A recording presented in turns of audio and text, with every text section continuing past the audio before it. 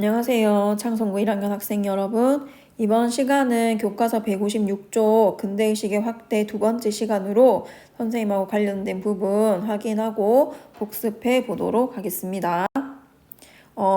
이 페이지에서는 교육기관과 관련된, 교육 내용과 관련된 내용이 담겨 있습니다.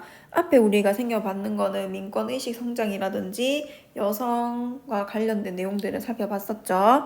그러면 이 페이지 한번 보도록 하겠습니다. 근대 문물 수용되면서 서양식 교육의 필요성이 증대된다라고 했습니다. 그래서 환경도 덕원 원산 주민이 주체가 되어서 돈을 모아서 원산 학사를 세웠다라고 되어 있습니다.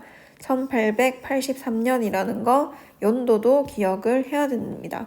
그 다음 정부에서는 외국어 교육을 위한 동문학, 외국어 교육을 당연히 했겠죠. 그 다음 서양식 근대 교육기관인 유경공원을 세웠다라는 거. 그 다음에 이 유경공원의 특징이 밑에 서술되고 있습니다. 미국인 강사를 초빙을 하였고 상류층 자제에게 가르쳤다라는 거 잘 기억을 하세요.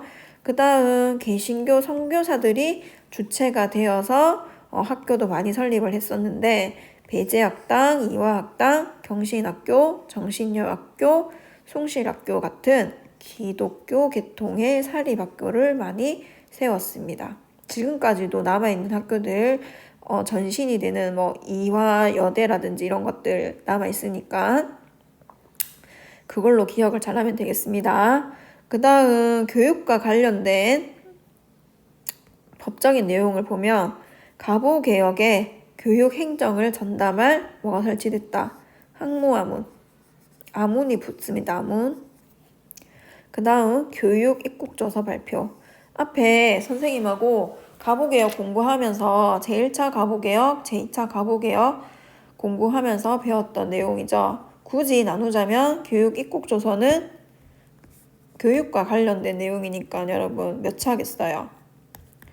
제2차 가보개혁이 되겠죠.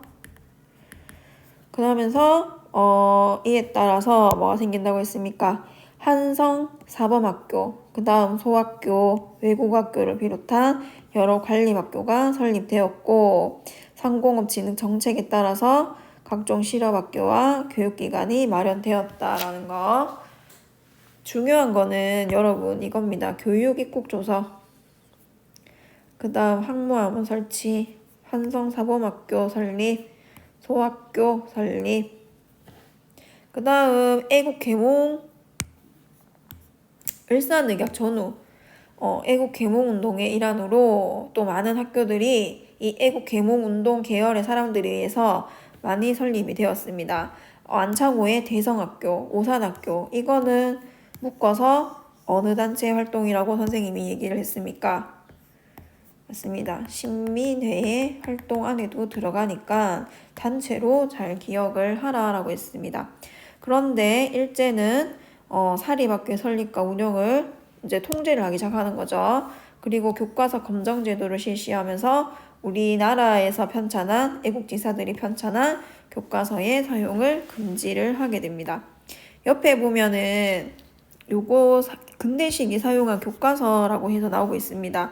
1895년에는 국민소학독본이라고 해서 최초의 관찬 국어 수신 교과서라고 해서 관립학교의 교육 내용 보여주는 거고, 유년필독이라고 해서 1907년에 현채라는 분이 저술한 유년용, 그러니까는 어린아이 아동용이라고 생각하면 되겠죠. 교과서인데 일제가 이것은 사용을 금지했다. 두 개의 교과서 이름이 교과서에 언급이 되고 있기 때문에 나중에 여러분이 수능을 칠 때는 이런 것들을 활용한 문제가 나올 수도 있습니다. 그래서 꼭 요거를 눈에 익혀 놓도록 합니다. 국민소학독본, 그 다음 유년필독, 근대 시기에 사용한 교과서 이렇게 해서 눈에 익혀 놓으면 좋을 것 같습니다. 그래서 이번 시간은 근대 교육기관을 살펴봤고 밑에 교육입국조서라고 해서 사료가 하나 실려 있습니다. 여기 보면은 그 당시에 조선 정부가 추진한 교육개혁의 목적과 방향성을 파악할 수 있다라고 했습니다. 그래서 이것도 나중에 꼼꼼하게 한번 읽어볼 수 있길 바랍니다. 이번 시간은 이것으로 마치도록 하겠습니다. 수고했습니다.